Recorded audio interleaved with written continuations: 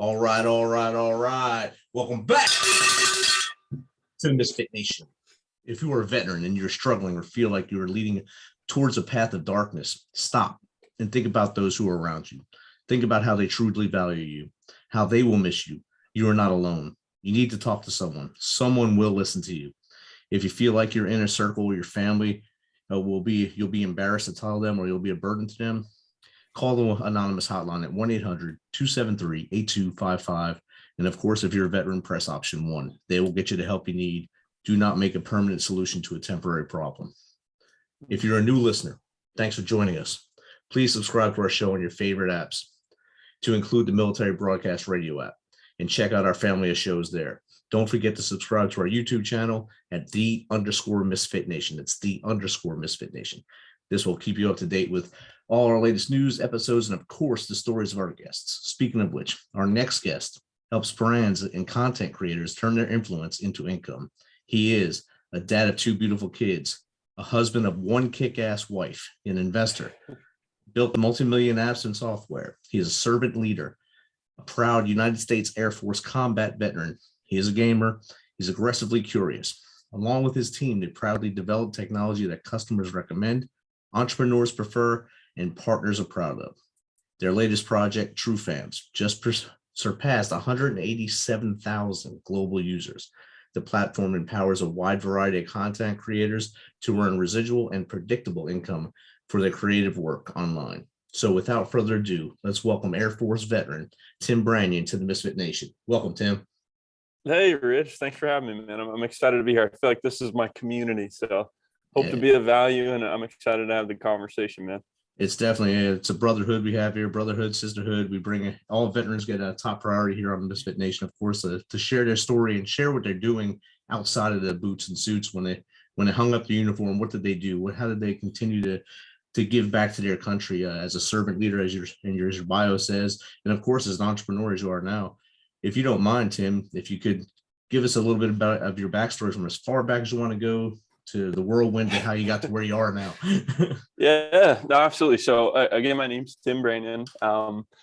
My story really starts at restlessness and discontent. I grew up in a small blue collar town in Kokomo, Indiana, and I was hanging around people that weren't really going anywhere fast. I was one of those people that was just kind of living, waffling in life, chasing the party scene, chasing chicks, chasing alcohol, and no real direction in my life. And it wasn't until I hit a point that actually, I'll just tell the brutal truth. I ran from the cops. I just turned 18 years old, and I got caught.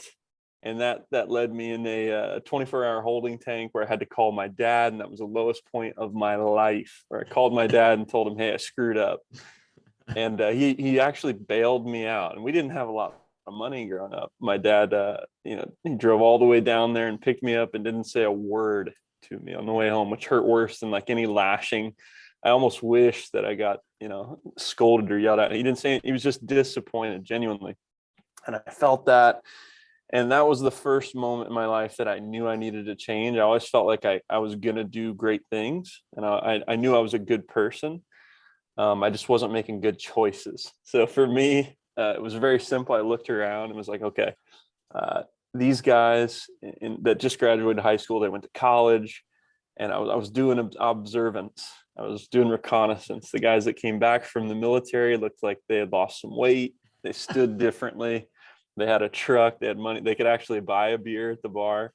And then the guys that I knew that were just going to college, no offense to college or that route, but they weren't going anywhere really. They didn't have a lot of direction. It didn't seem like a whole lot of change, maybe some more weight that they had put on. And so I asked some questions. I decided to join and enlist. And really early on, my enlistment was selfish. I was looking at what was in it for me.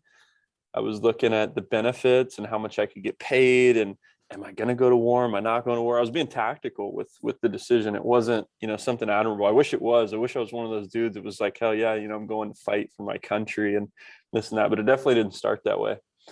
When I got in, however, it was the best decision that I ever made. I had a lot to lose at that point. I felt like I was a part of, for the first time, I was playing a position in the mission, and I had a lot of pride in who I was surrounded by and what I was a part of. And I just had this deep desire to win and succeed, and it just kind of blossomed these characteristics that I'm still proud to have today. Anyway, long story short, I I deployed every 6 months. I was security forces, so MP or Master at Arms, whatever that is, to whatever branch of service some of the folks are that are listening.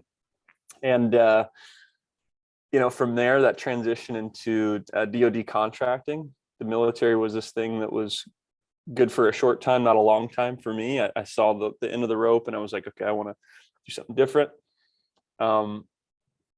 Got to college, super burnout, was like, I got to get out of here. Went and did contracting. I heard that the money was amazing. And that's ultimately where my entrepreneurial, journey started. Was I was a contractor, and it's true what they say, you can make a lot of money doing it.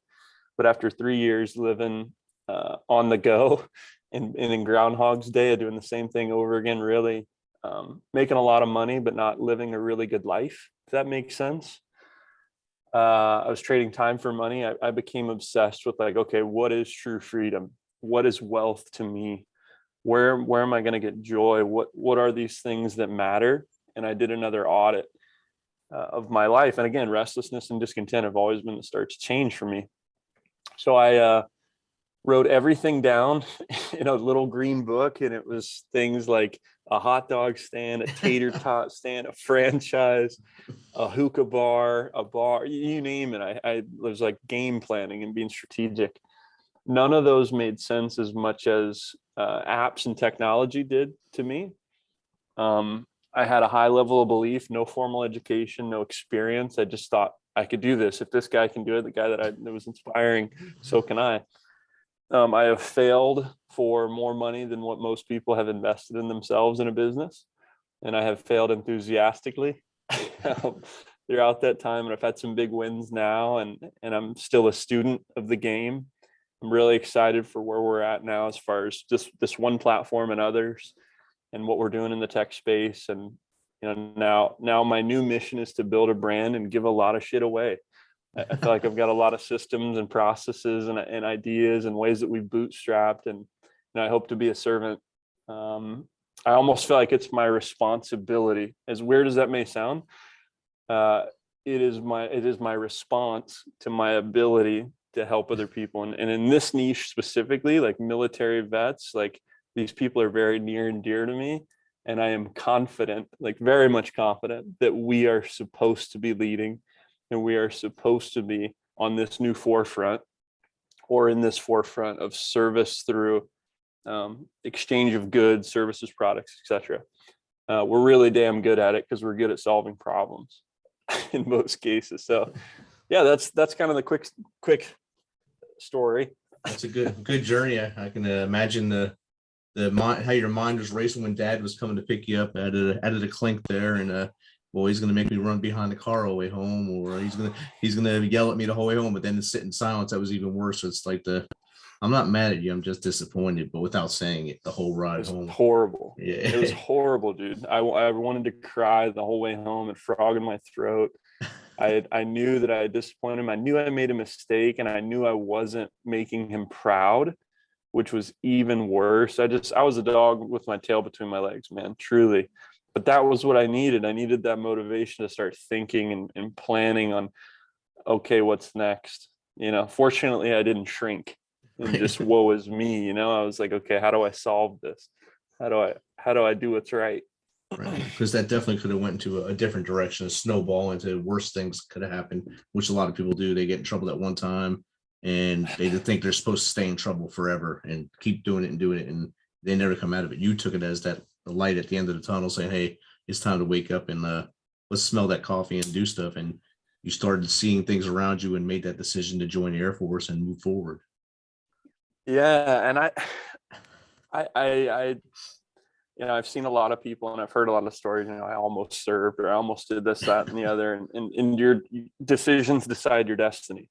At every phase of life, we are literally a result of the decisions that we make every day. And you can make decisions that prosper you, or and refine you, or you can decide to define yourself some way else. And fortunately, I've just, maybe I'm stubborn, Maybe I'm scrappy. I don't know, but I've always just felt compelled not to get crushed by life. And I've always felt like where there's a will, there's a way, man.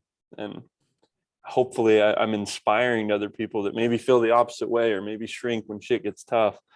So, You're showing that there's a better way to do things, and stand up if you fall down, get back up. That's what people judge you on, how many times you get up, not how many times you fall down. We all have fallen down in our lives. It's how many times we stand back up and brush ourselves off and move forward and say, hey, look, I can do this better. And you're a self-taught tech guy now. You're in the tech space, which is a pretty competitive space, and you're doing well. You spoke earlier about bootstrapping. A lot of our listeners are getting out of the military and wanting to start that new business. How can that help them as they move forward? Or what tips can you give them on bootstrapping to get that business going without being in yeah. debt? So firstly, this is like the fun part of business when you're brand new in it, and you're building your website, you're picking your logo, you're choosing your colors, you're deciding what your team's about, what services you're going to provide. I think the first thing is important is to find out who you're going to serve. Who is your ideal person? What are they experiencing? It's all about, it's again about service. You're paid in direct proportion to your ability to solve problems, and you will be paid very well if you earn testimonials and you earn recommendations. And so I think the first thing I could help advise somebody to do is get very clear on who it is that you want to help. And I think focusing on what sucks in their life, or what sucks currently at their job or at their office, or whatever's going on that's not fun for them, put yourself in their shoes. And then that'll help you tactically create situations to solve those problems while saving your energy and your time and creating a good, profit margin for that exchange. But early on, there's probably so many different types of business people on here. So I'll just take like one use case for like a simple tip. If you're just now starting out and everybody's got a warm market, you probably don't have this huge book of business, you probably don't have a whole lot of money or bankroll to like start putting oxygen on the flames, if you will. One of the best recommendations I can give is go out and do shit for free. Now, with a caveat. So like, let's say that you're a pressure washing company. Okay, cool. You got all your equipment, you got your t-shirt, tuck it in. You should go to every single one of your warm list people and say, hey, John, I'm starting my pressure washing business. If I do a really damn good job on your sidewalk, will you post the before and afters with me on your social media and just tag me? That's all I want, dude. Just I need to build my portfolio. I need to get some referrals going. Before that, obviously have your foundation set up, like have your website the best of your ability. If you don't know how to get a website, go to Google My Business and they'll create one for you for free. business.google.com. You can create your listing and then get a free website essentially. But yeah, so I would ask people to do something for them in exchange. Hey, if I mow your lawn and do a really good job, would you recommend me to your friends? And then get that picture.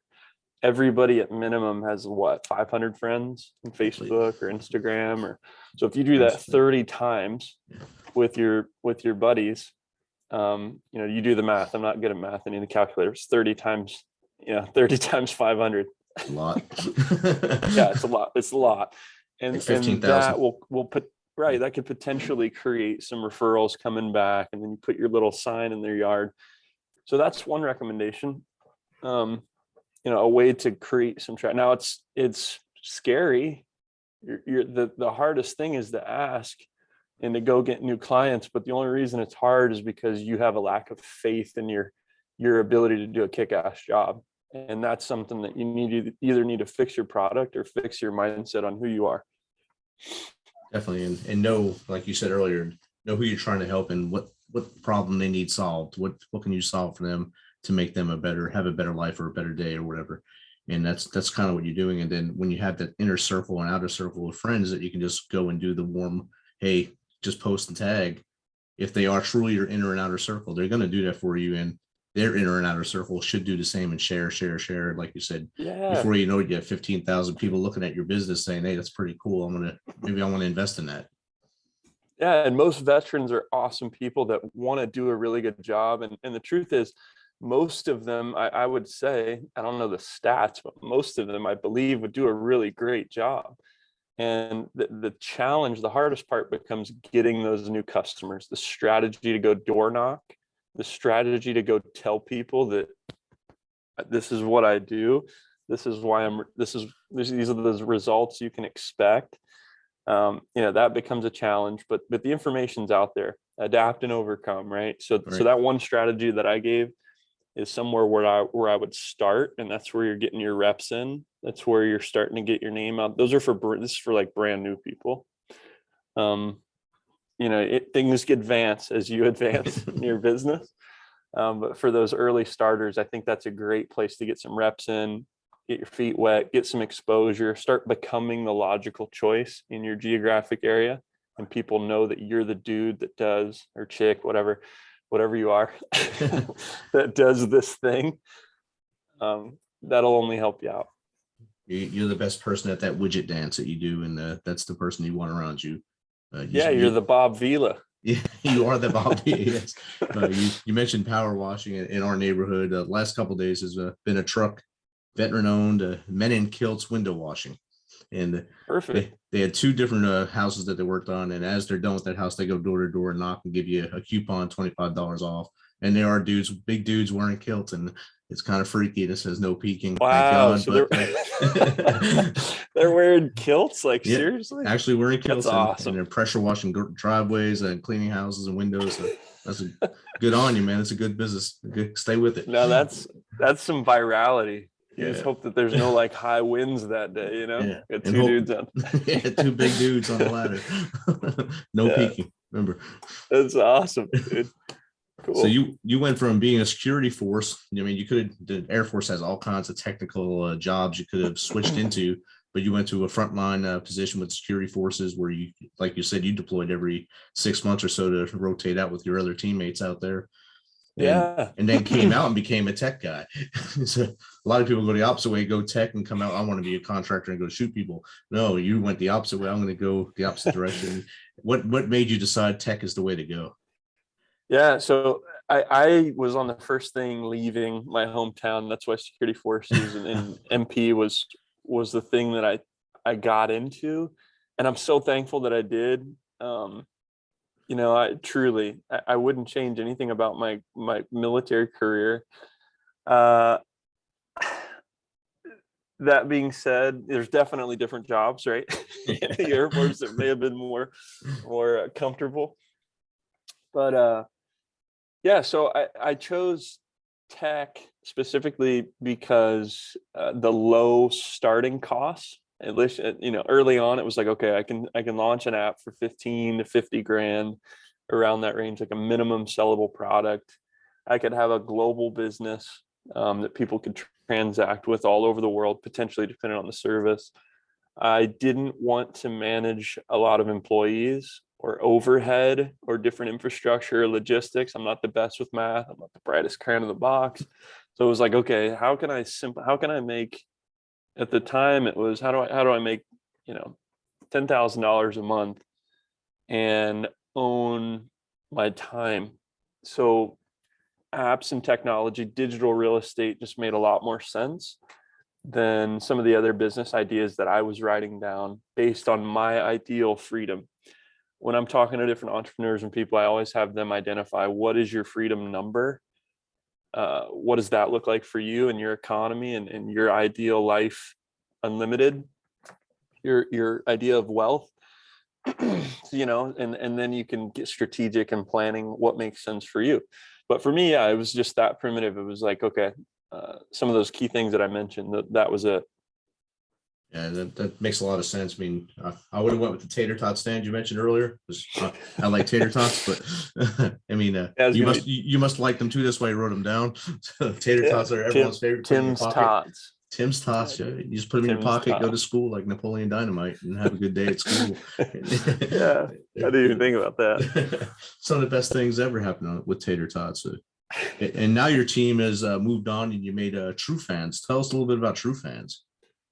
Yeah, so TrueFanz started with the same way that most of our other platforms start, we do reconnaissance, or we have our eyes and ears open to see what sucks, what's not working, what's unfun in different industries, and then we come up with solutions. So we saw that creators, specifically like content creators, have been historically underpaid and undervalued. Their data is being sold. Their freedom of opinion is being suppressed or canceled. Dialogue is being removed. These are things that are happening right now still that I'm not a fan of.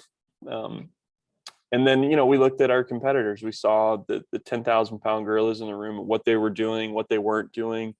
And we thought we could be the logical choice. We thought we could stand out and create an offer that would be better.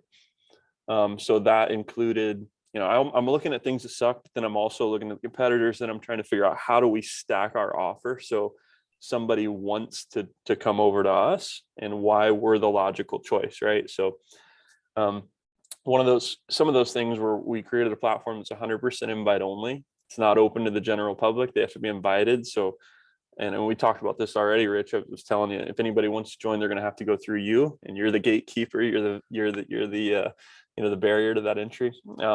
But some of the other things where we pay more, we pay faster. We just launched instant payments, so there's no minimums, no maximums on when you make your money, you can take it out whenever the hell you want, which is a really cool feature that a lot of people like.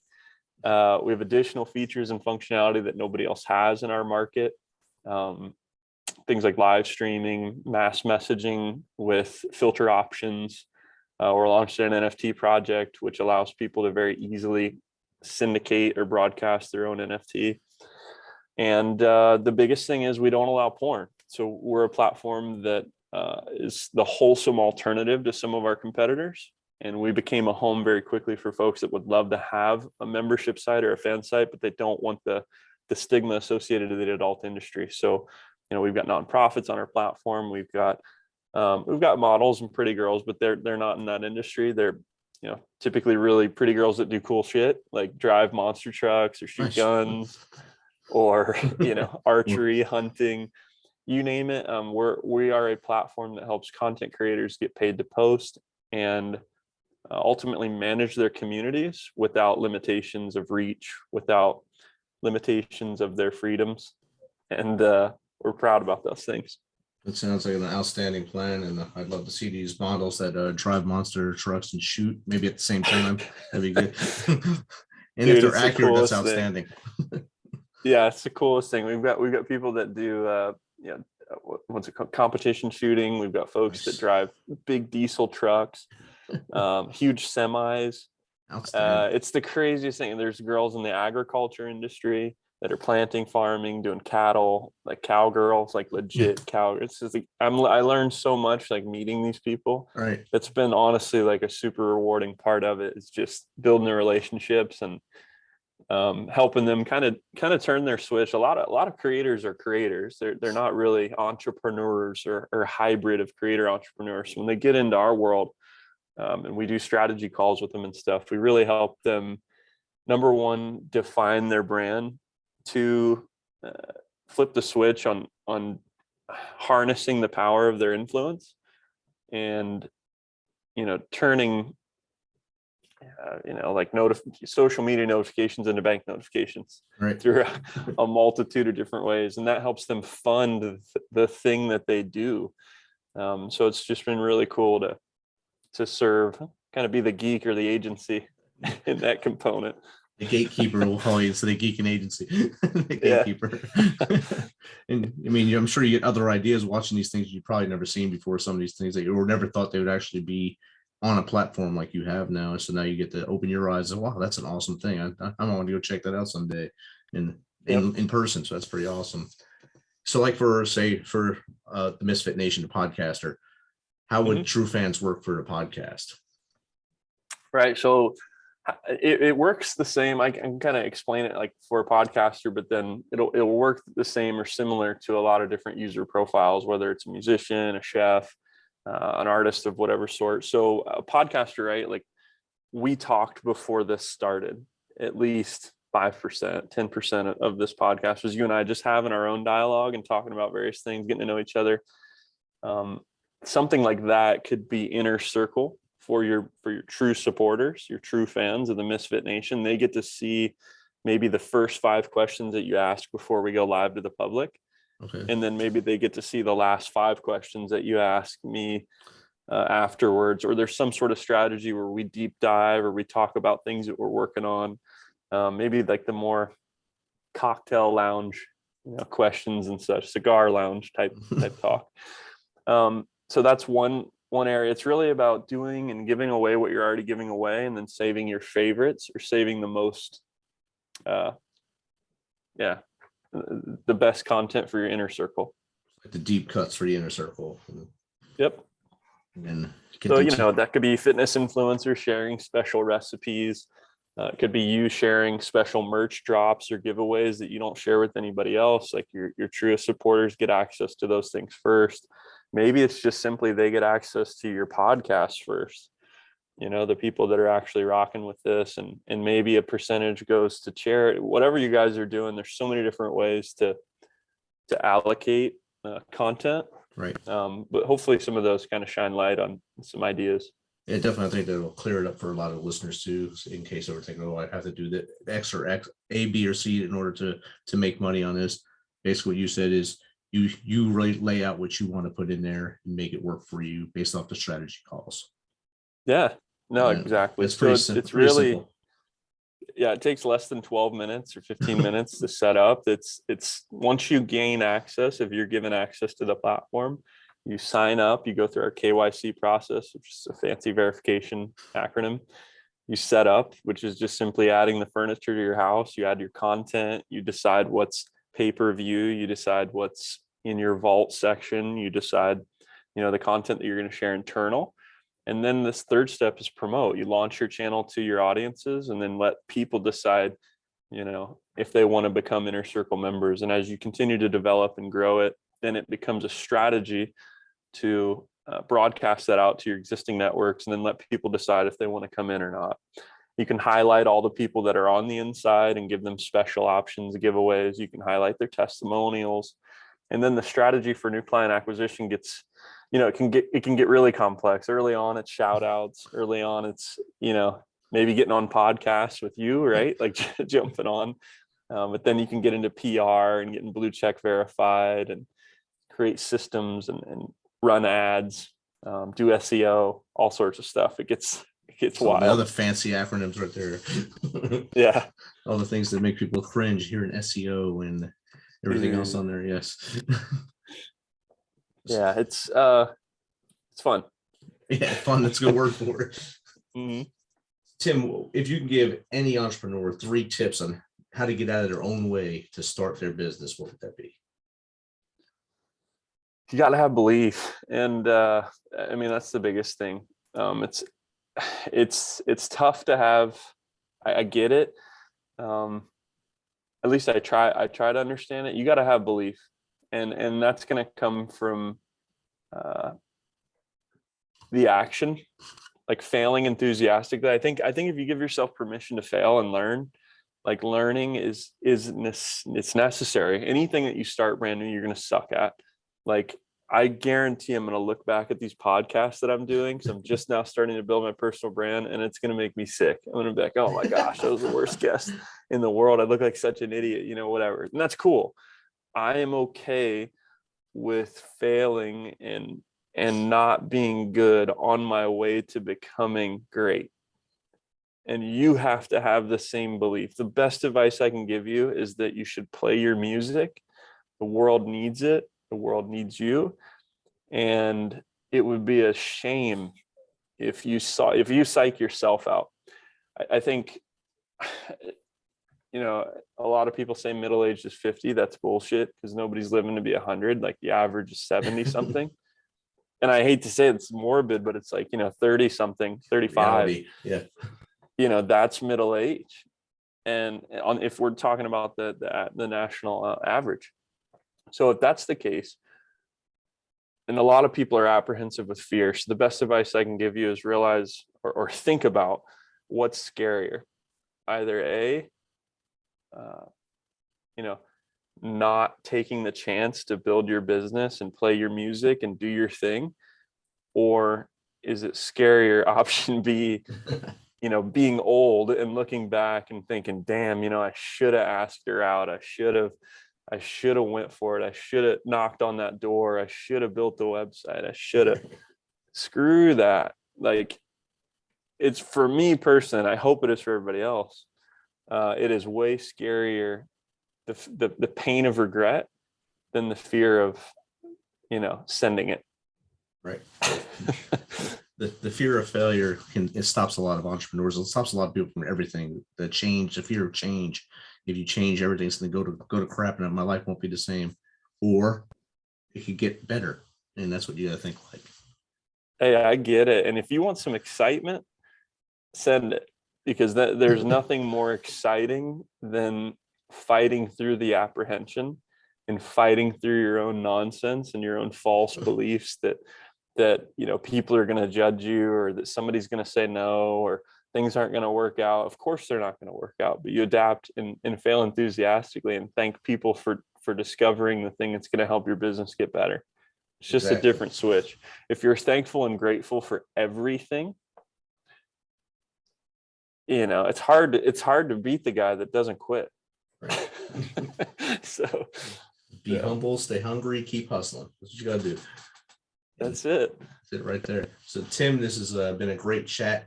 How does someone get in contact with you to either have you on their show or give them tips, tricks, or advice to move forward in their lives?